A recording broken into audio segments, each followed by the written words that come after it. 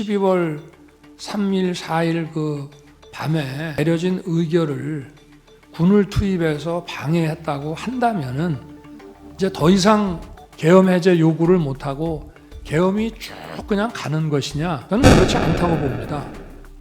대한민국에서 국회와 언론은 대통령보다 훨씬 강한 초갑입니다. 만약에 제가 무리를 해서 계엄 해제 요구 의결을 못하게 한다 해서 국회가 아니라 다른 장소에서도 할 수 있고 그 이후에 얼마든지 계엄 해제 요구를 할 수가 있습니다. 그러고 그거를 만약에 막았다고 한다면 그거는 정말 뒷감당을 할 수 없는 일이라고 저는 생각합니다. 이 계엄이 무슨 실패한 계엄이라고 소추인 측이 주장하면서 군인들이 현장에 와보니까 맞닥뜨린 상황이 국회라는 민주정체라는 것 때문에 군인들이 임무를 제대로 수행하지 않은 것이라는 말씀을 하셨는데요. 그거는 저도 마찬가지입니다. 어떤 반민주적이고 부당한 일을 지시한다고 할 때 그거를 따르지 않을 것이라는 것은 저희들도 다 알고 있고 그런 전제 하에서 이런 그 비상계엄 조치를 하고 또 그 조치에 따라서 필요한 소수의 병력 이동을 지시를 한 것이고 그 병력 이동 지시는 합법적인 것이기 때문에 군인들이 거기에 따른 것이고 그 이상 이 사람들이 오바를 하거나 불법 행위를 한 것은 아닙니다. 그래서 이거는 실패한 계엄이 아니라 저도 빨리 끝날 거라고는 생각했지만 예상보다 좀 더 빨리 끝났다. 이번 그 사건을 보면은 실제 아무런 일도 일어나지 않았는데 뭐 지시를 했니, 지시를 받았니, 뭐 이런 얘기들이 마치 그 어떤 호수 위에 떠 있는 달그림자 같은 걸 쫓아가는 그런 느낌을 좀 많이 받았고요. 의원이라는 거는 자기가 의원으로 이해했다는 것이지, 제가 그 의원이라는 단어는 쓰지 않았다는 것이고, 또 그게 아니라 인원이라고 얘기했다고 하는데, 저는 그냥 사람이라는 이런 표현을 놔두고 또 의원이면 의원이지 인원이라는 말을 저는 써본 적이 없습니다. 김현태 단장과의 그 소통을 통해서 그 안에는 약 15명, 20명이 안 되는 인원이 들어갔고 학계도 혼자 갈 뿐 아니라 그 안에도 그 7층 건물 안에도 굉장히 많은 인원이 있다는 것을 잘 알고 있습니다. 그런데 제가 만약 100% 양보해서 그 본회의장에 있는 의원을 뭐 정족수가 안 된 것 같다, 뭐 과반수가 안 된 것 같다라고 하면은 151명이라고 그래서 한 명이나 두 명만 끌어내면 되는 문제가 아닙니다.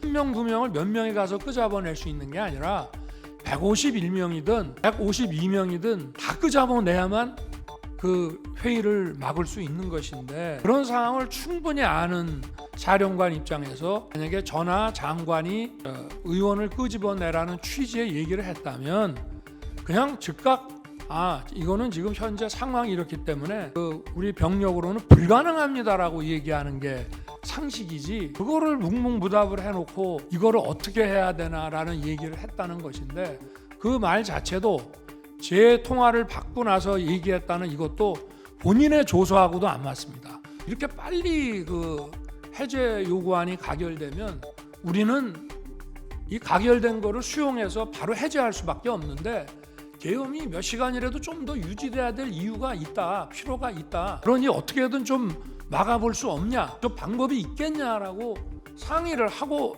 좀 어떻게 해봐라 이렇게 말하는 것이 상식이지, 다짜고짜 전화해서 의결 정족수 안 되게 막아라, 끄집어내라, 이런 지시를 어떤 공직사회에서 상하간에 이것이 가능한 얘기인지 저는 우리 재판관님들께서 상식선에서 이 문제를 좀 들여다봐 주시기를 바라는 마음입니다. 행안부 장관의 그 이상민 전 장관의 증언을 이렇게 들어보면은 조사를 받는 과정에서 계엄 이코르 내란이라고 하는 프레임으로 자꾸 물으니까 아마 일부 국무위원들이 그런 식으로 답변을 한 것 같은데, 도대체 국무위원이 대통령실에 그러면 뭐 간담회 하러 오거나 뭐 놀러 왔다는 것은 말이 안 되는 얘기입니다. 우리 소추인 측에서 비상계엄의 위헌성에 대해서 말씀을 하시면서 대통령이 정치인으로서 이 야당과 대화와 타협을 해야 되는데 대통령이 그런 거를 방기하면서 결국 이 사태를 만들어 놓고 이걸 계엄으로 해결하려고 한 거라 이게 위헌성이 아주 농후하다고 말씀을 하셨습니다. 저도 한 말씀 드리겠습니다. 제가 취임하기 전부터도 민주당과 야권에서는 탄핵을 주장하면서 제가 이 계엄을 선포하기 전까지 무려 178회를 퇴진과 탄핵 요구를 했고요. 제가 국회 예산안 기조연설을 하러 가면 아무리 미워도 그래도 얘기 듣고 박수 한번 쳐주는 것이 대화와 타협의 기본인데 제가 취임하고 갔더니 아예 로텐더홀에서 대통령 퇴진 이 시위를 하면서 의사당에 들어오지도 않아서 여당 의원만 놓고 반쪽짜리 제가 예산안 기조연설을 했고요. 그 다음번에는 이제 들어는 왔습니다. 언론에서 비판하니까. 근데 전부 고개를 돌리고 있고 제가 끝나고 악수를 하니까 전부 거부하면서 그 문 쪽에 있는 일부만 앞면이 있는 일부만 하고 저에게 심지어는 빨리 사퇴하세요. 이런 의원들도 많았습니다. 그러니 도대체 제가 대통령으로서 야당이 아무리 저를 공격하더라도 왜 대화와 타협을 안 하겠습니까? 의석수도 100석 조금 넘는 의석을 가지고 어떻게든 야당을 설득해서 뭐를 해보려고 한 건데 이 문명국가에서 도대체 현대사에서 볼 수 없는 이런 줄타내기라고 하는 것은 이거는 대단히 악의적인 거고 이거는 대화 타협을 하겠다는 것이 아니라 그냥 이 정권을 파괴시키는 것이 우리의 목표라고 하는 것을 명확히 보여주는 겁니다. 아까 제 처와 국정원장 간에 휴대폰 문자 주고받았다는 부분에 대해서는 그건 저도 알 수 없는 것이지만 저와 제 처는 지난 11월 7일 대국민 담화와 기자회견한 이후에 소통 방식을 개선하고 휴대폰을 바꾸겠다고 이미 국민들에게 다 말씀을 드려서 제가 아마 11월 중순에서 남미 G20하고 APEC 출장 가기 직전 아니면 그 직후에 휴대폰을 바꿨습니다. 그래서 비화폰을 저 같은 경우에는 국정원장하고 썼고요. 아마 제 아내는 국정원장이 안보실장이던 시절에는 전화번호를 가지고 있었을지 모르지만 휴대폰을 이렇게 비화폰 아닌 개인 휴대폰을 바꾸고 원래 휴대폰을 다 없애버렸기 때문에 저는 그 통화 내역이 어떤 건지 사실 좀 궁금합니다. 대통령 중심제 권력 구조를 가지고 제왕적 대통령제라고 합니다. 그러나 지금 우리나라는 제왕적 대통령이 아니라 제왕적 거대 야당의 시대입니다.